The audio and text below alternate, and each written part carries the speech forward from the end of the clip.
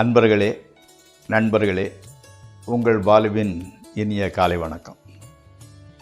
இன்று 19/8/2024, அதாவது ஆவணி மாதம் 3ஆம் தேதி, திங்கட்கிழமை, பௌர்ணமி திதி. திருவோண நட்சத்திரம் காலையில் 8:10 வரை, அதற்கு மேல் அவிட்ட நட்சத்திரம். இன்று ராகுகாலம் காலையில் 7:30லேருந்து 9 வரை, யமகண்டம் 10:30லேருந்து 12 வரை, நல்ல நேரம் காலையில் 6:15லேருந்து 7:15 வரைக்கும், சாயங்காலம் 4:45லேருந்து 5:45 வரை. சந்திராஷ்டமம் மிதுன ராசிக்காரங்களுக்கு உடையது. நீங்கள் அணிய வேண்டிய உடையின் நிறம் வெண்மை, வெள்ளை கலர் சட்டு போட்டது நல்லாயிருக்கும். தவிர்க்க வேண்டியது பச்சை. நீங்கள் சாப்பிடக்கூடியது கர்ட் ரைஸ் அல்லது இட்லி சாப்பிட்டு கொள்ளலாம். இப்போது நம்ம குரு எந்தெந்த வீட்டில் இருந்தால் என்னென்ன பலன்கள் நடக்குங்கிறத பற்றி பார்த்துக்கிட்டு வரோம் இல்லையா? இப்போ குரு 7ஆம் வீட்டில் இருந்தால் என்ன பலன்கள்னு பார்க்கலாம். குரு 7ஆம் வீட்டில் இருந்தால் அவருக்கு நல்ல பெரிய அளவான படிப்பு அமையும். கொஞ்சம் கர்வம், தான் நம்மளால் தான் முடியும் அப்படிங்கிற மாதிரி கொஞ்சம் கர்வின்னு சொல்லலாம். கொஞ்சம் அந்த கெத்துங்கிறது இருந்துக்கிட்டு இருக்கும். அதே சமயத்தில் சாமர்த்தியம் உடையவர். எந்த இதை கொடுத்தாலும் அதுக்குள்ளே எந்த பிரச்சனை இருந்தாலும் அதை விட ஈஸியாக வெளிவரக்கூடிய சாமர்த்தியம் நிறைந்தவர். தத்துவங்கள் அவன் சொல்லலாம், வேதாந்தம், சித்தாந்தம், அது இது, இந்த தத்துவங்கள் எல்லாம் ரொம்ப ஈடுபாடு உடையவர். அதே மாதிரி தூர தேசங்களுக்கு யாத்திரை, வெளிநாட்டுக்கு அடிக்கடி போயிட்டு வரக்கூடிய உள்ளவர். நிச்சய புத்தி உடையவர். அதாவது ஒரு காரியத்தைன்னா கண்டிப்பாக செஞ்சு முடிக்கலாம் அப்படின்னு நிச்சயமாக முடியும் அப்படிங்கிற ஒரு ஸ்டெடி மைண்ட் உடையவர். அவர் மேலே ஒரு செல்ஃப் கான்ஃபிடென்ட்டு ஜாஸ்தி இருக்கிறவர் 7ஆம் இடத்துல குரு இருந்தார். அதே மாதிரி 8ஆம் வீட்டில் குரு இருக்கிறவங்களுக்கு எப்படின்னு கேட்டிங்கன்னா, அடிக்கடி ஏதாவது ஒரு பிரச்சனை வந்துக்கிட்டே தான் இருந்துக்கிட்டு இருக்கும். அதனால் என்ன ஆகுதுன்னா, கெட்ட வழியாக இருந்தால் கூட பணம் சேர்க்கணும், கெட்ட வழியில் தான் நிறைய சேர்க்கறதுக்கு உண்டான வாய்ப்புகள் வரும். ஆயுசு நல்லா கெட்டி நீண்ட ஆயுசு. அற்ப புத்தி, சின்ன புத்தின்னு சொல்லுவாங்க இல்லையா, அது. தர்மம் பண்ணுற மாதிரி நடிப்பார். இயற்கையாக மனசார உதவி பண்ணுறதில்ல, சும்மா ஆக்டிங், தர்மம் பண்ணுவது மாதிரி நடிப்பார்.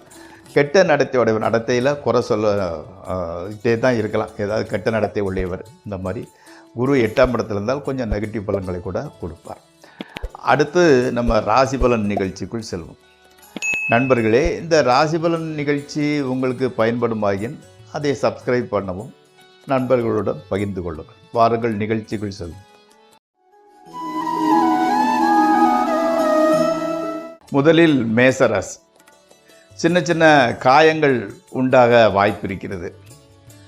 இந்த ட்ரேடிங்கு, ஸ்பெக்குலேஷன், அதாவது லாட்ரி, சூதாட்டம், இந்த மாதிரி பட்டதுகளை பெரிய அளவுக்கு லாபம் வர்றதுக்கு வாய்ப்பு இல்லை. அதனால் அதை மேக்சிமம் தவிர்த்து விடுவது நல்லது. கணவன் மனைவி உறவு நன்றாகவே நல்லபடியாகவே இருக்கிறது. நண்பர்கள், சுற்றத்தினர், அவங்களோட ஸ்மூத் சைலிங், சுமூக உறவே நீடிக்கிறது. அடுத்து ரிஷபராசி. பணவரவு ஓரளவு திருப்திகரம். வாகனம், துணிமணி, நகை போன்றவற்றை வாங்கிறதுக்கு நல்ல நாள் தான்.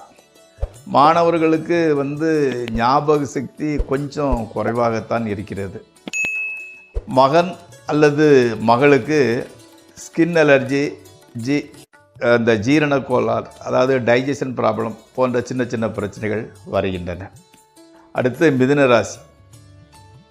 கெட்ட பெயர், வீண் அலைச்சல், பொருள் இழப்பு, தொழிலில் புதிய எதிரிகள் தோன்றுதல் போன்ற பலன்கள் நடைபெறுகின்றன. கணவன் மனைவி உறவு அவ்வளவு நல்ல, அதில் கொஞ்சம் சலசலப்பு உண்டாகி கொண்டு தான் இருக்கிறது. மக்கள் ஆதரவு உங்களுக்கு எதையும் சமாளிக்கும் ஆற்றலை கொடுக்கிறது. அடுத்து கடகராசி. பொன் பொருள் சேர்க்கை, மனை வாங்குதல், வீடு வாங்குறது அல்லது வீட்டை புதுப்பித்தல், இந்த மாதிரிப்பட்ட தேவையான செலவுகள் நடக்கப் போகின்றன. அதற்குண்டான பணம் கூட கிடைக்கிறது. குடும்பத்தில் சுபகாரியங்கள், நல்ல காரியங்கள் நடக்கப் போகின்றது. ட்ரேடிங்கில் கூட நல்ல லாபம் கிடைக்கிறது. விரோதிகள் கூட நண்பர்களாக மாறிவிடுகின்றனர். கணவன் மனைவி உறவு நன்றாகவே இருக்கிறது. அடுத்து சிம்மராசி. சிம்மராசிக்காரங்களுக்கு நிறைந்த நிம்மதியும் மனமகிழ்ச்சியும் உண்டாகின்றன. எதிர்பாராத வகையில் பொருள் வரவு கூட வருவதற்கு வாய்ப்பு இருக்கிறது.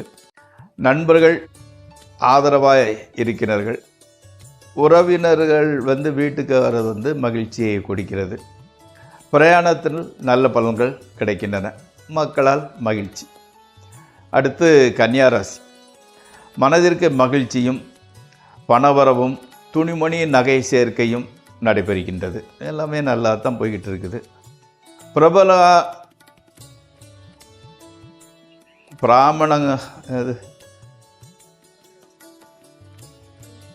பிரயாணங்களின் போது அதிக செலவு வீணலைச்சல் ஏற்படும்.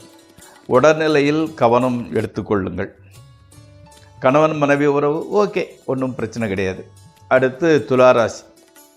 தன்னை விட டேலண்ட் குறைவானவங்கள்ட்ட அவங்களுக்கு கீழே நம்ம வேலை செய்கிறது மனசுக்கு கொஞ்சம் கஷ்டமாக இருக்குது.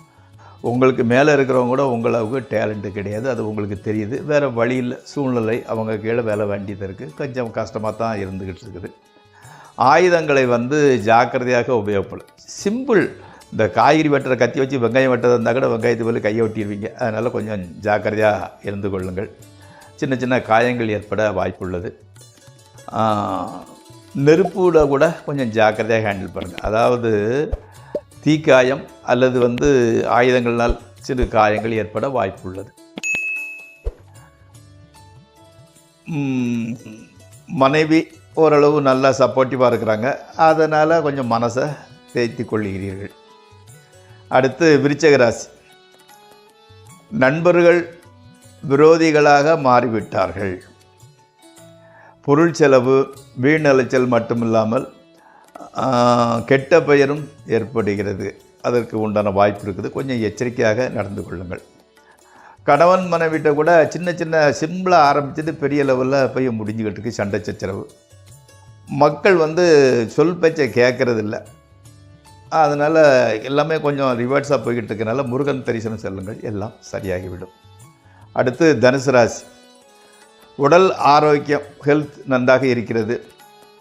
புதிய வாகனம் வாங்கணும்னு நினைக்கிறீங்க. கணவன் மனைவி உறவு மகிழ்ச்சியாகவே இருக்கிறது. விரோதிகள் கூட நண்பர்களாக மாறிவிடுகிறார்கள். புதிதாக ஆடை நகை வாங்கிறதுக்கு வழி பிறக்கிறது. அடுத்து மகர ராசி. மக்களால் சச்சரவு உண்டாகிறது. பொருள் உங்கள்கிட்ட இருக்கிறத தொலைஞ்சு போகிறது அல்லது களவு போதல் திருட்டு போகிறது நடக்கிறது. அதனால் தேவையில்லாத டென்ஷனு மனக்குழப்பம் உண்டாகிறது. அதாவது சரியான ஒரு தூக்கம் இல்லை. அதனால் உடல் ஆரோக்கியம் கூட சற்று பாதிப்படைகிறது. அடுத்து கும்பராசி. வேலையில் உற்சாகம் இல்லை, ஏனோ தானோன்னு பண்ணிக்கிட்டு இருக்கிறீங்க. வெளியூர் பிரயாணங்களை ஒத்தி வைப்பது தவிர்ப்பது நல்லது. நண்பர்களும் மேலதிகாரிட்ட கொஞ்சம் எச்சரிக்கையாக நடந்துக்கலுங்க. யார் எப்போ எப்படி மாறுறாங்கன்னே தெரிய மாட்டேங்குது. கணவன் மனைவி உறவுகள் கூட சிறப்பாக சொல்கிறதுக்கு இல்லை, கொஞ்சம் டல்லாக இருந்துக்கிட்டு இருக்குது. பணத்தட்டுப்பாடு கொஞ்சம் பிரச்சனையை கொடுத்துக்கிட்டு தான் இருந்துக்கிட்டு இருக்குது. கொஞ்சம் ஜாக்கிரதையாக நடந்து கொள்ள வேண்டிய காலகட்டம் இது. அடுத்து மீனராசி.